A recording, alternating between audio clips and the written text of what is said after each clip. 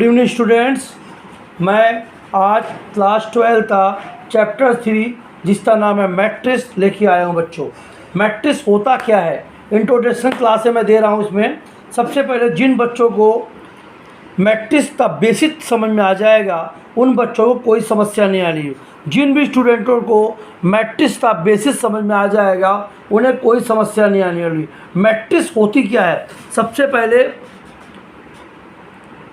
Matrix की परिभाषा ये हो जाते हैं। मैट्रिक्स जो रेक्टेंगल फॉर्म में होती है जिसमें रो और कॉलम होते हैं उसे हम लोग मैट्रिक्स कहते हैं। मैट्रिक्स एक रेक्टेंगल फॉर्म में होती है जिसमें रो और कॉलम दोनों होते हैं, उसको हम लोग मैट्रिक्स कहते हैं बच्चों। मैट्रिक्स मेरे पास इंट्रोडक्शन में क्या होता है, जो हॉरिजॉन्टल लाइन होती है, हॉरिजॉन्टल जो लाइन होती है बच्चों उसे हम लोग क्या बोलते हैं, उसे हम लोग बोलते हैं रो। ये ध्यान रखना बच्चों, जो हॉरिजॉन्टल लाइन है उसे हम लोग मैट्रिक्स में रो बोलते हैं, और जो हमारे पास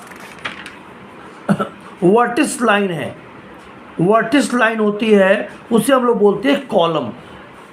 ठीक है बच्चों, ये हमारे पास कॉलम है और ये हमारे पास रो है।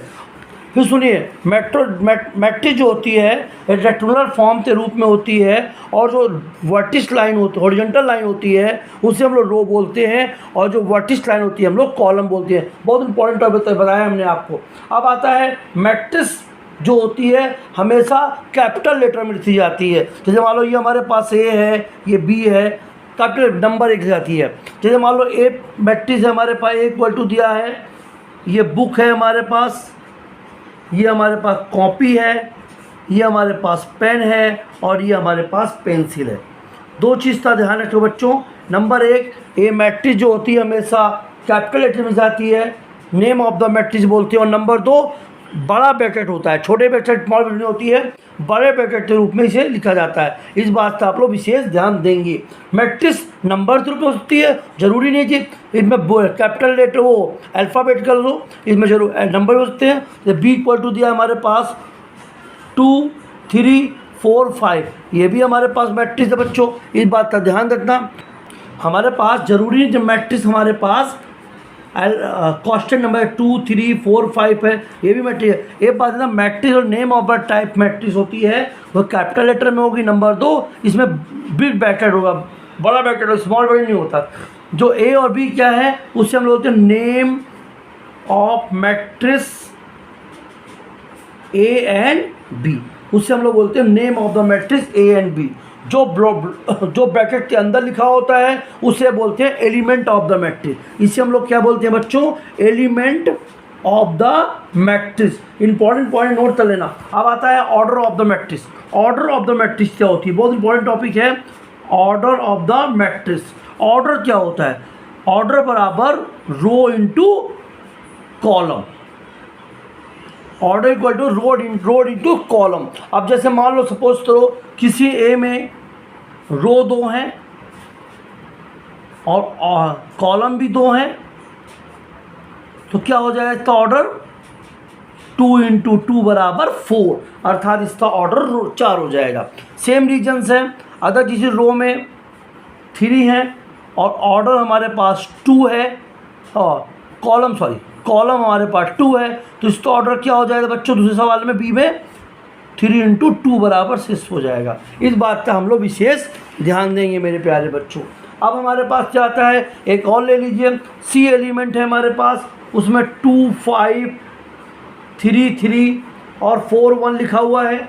जैसे पता है इससे हम लोग बोलते हैं रो, पता ही होगा आप लोग को। और ये हमारे पास क्या है, कॉलम्स है। तो इसका क्या हो जाएगा हमारे पास ऑर्डर, ध्यान दीजिए, इसका ऑर्डर हमारे पास हो जाएगा बच्चों 2 × 3 = 6 हो जाएगा। ये चीज़ का आप लोग विशेष ध्यान। अगर मेरे प्यारे बच्चों हम लोग को number of the element find करने हो, नंबर ऑफ एलिमेंट तो फाइंड करना हो, क्या करेंगे हम लोग, फाइंड आउट करना हो, बहुत इंपॉर्टेंट टॉपिक है ये मैट्रिक्स का। तो हम लोग क्या करेंगे, नंबर ऑफ एलिमेंट निकालना हो हम लोग को तो रो इंटू कॉलम कर देंगे। अब सारे मैट्रिक्स में नंबर सारे जोड़ सकते, मल्टीप्लाई कर सकते हैं, कितने का, तो मान लो 3 का रो है और कॉलम 2 है, इसमें मैट्रिक्स कितने छोटे नंबर एलिमेंट 6 हो जाएंगे। फॉर एग्जाम्पल देखिए, अभी मैंने बताया था पीछे आपको, देखिए 1 2 3 4 5 6 है ना, तो यहाँ पे देखिए 3 × 2 = 6 आ गया। इस तरह से हम लोग नंबर ऑफ द एलिमेंट भी निकाल सकते हैं, रो और कॉलम तो मल्टीप्लाई करके, रो एंड कॉलम तो मल्टीप्लाई करके हम लोग नंबर ऑफ एलिमेंट को फाइंड आउट कर सकते हैं बच्चों। यहाँ तक कोई समस्या नहीं है। अब आता है name of the element of the matrix. Name of element of the matrix, ये बहुत थोड़ा इंपॉर्टेंट टॉपिक है बेटा। अब जैसे मान लो सपोज थोड़ा ए इक्वल टू दिया है हमारे पास 1 2 3 4 5 6 7 8 9, और हमारे पास ए बराबर क्या दिया है यहाँ पर, A11 A12 A13 A21 A22 A23 A31 A32 A33। तो इसका मतलब क्या होता है, इससे हम लोग ARC लिखते हैं।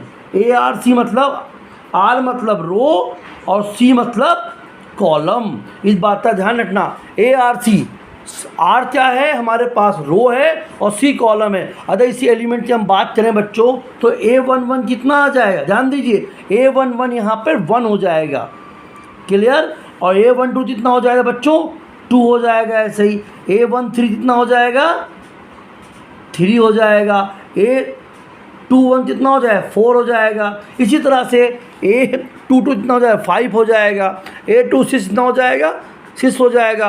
A31 7 हो जाएगा। A32 8 हो जाएगा बच्चों, और A33 बराबर 9 हो जाएगा। इस तरह से हम लोग रो और कॉलम तो फाइंड कर सकते हैं। ऐसे बोलते हैं हम लोग नंबर ऑफ द एलिमेंट निकालना। कैसे एलिमेंट तो पहचानेंगे।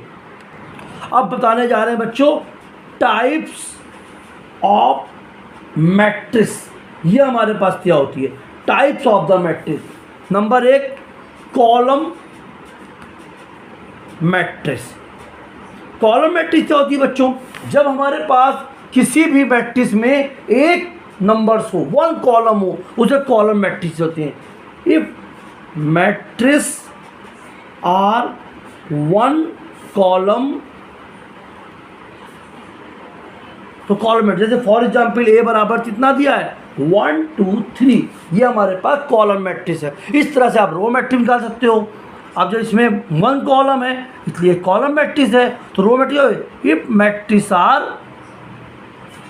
1 रो, जिसमें 1 रो होंगे, वो भी हमारे पास बी इक्वल टू मान लो दिया है 1 2 3।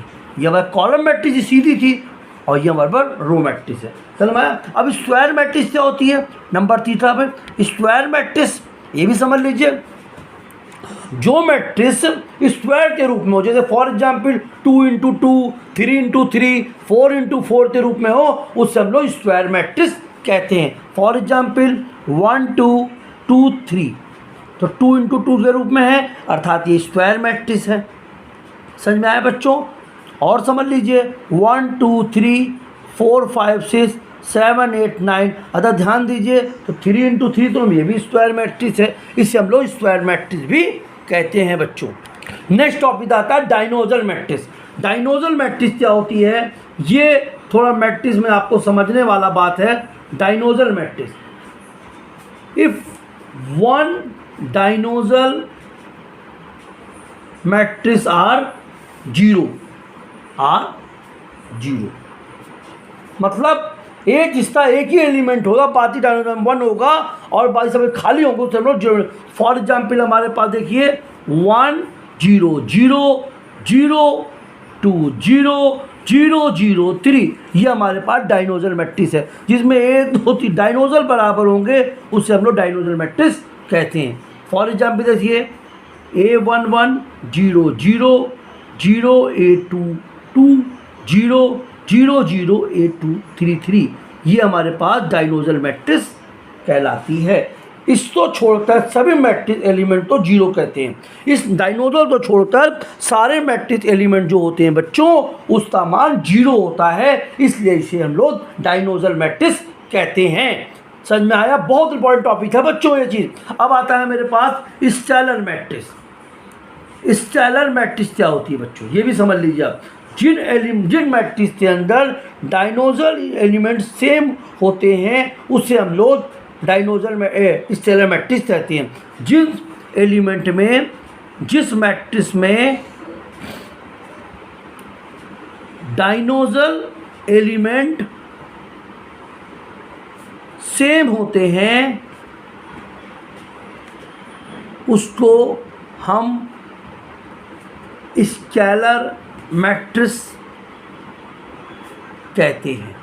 For example A equal to 2 0 0 0 2 0 0 0 2। अगर आप ध्यान दीजिए ये हमारे पास स्केलर मैट्रिक्स है, तो डायनोजल जो मैट्रिक्स है वो हमारे पास सेम है, इसलिए हम लोग इसके स्केलर मैट्रिक्स भी कहते हैं। नेक्स्ट टॉपिक आता है आइडेंटिटी मैट्रिक्स। ये मैट्रिक्स का सबसे इम्पॉर्टेंट टॉपिक है, बड़ा ध्यान से समझिएगा बच्चों। आइडेंटिटी मैट्रिक्स, इसमें बहुत होते हैं। डायनोजल एलिमेंट 1 होता है, जिसका आइडेंटिटी मैट्रिक्स क्या होता है, जिसका डायनोजल एलिमेंट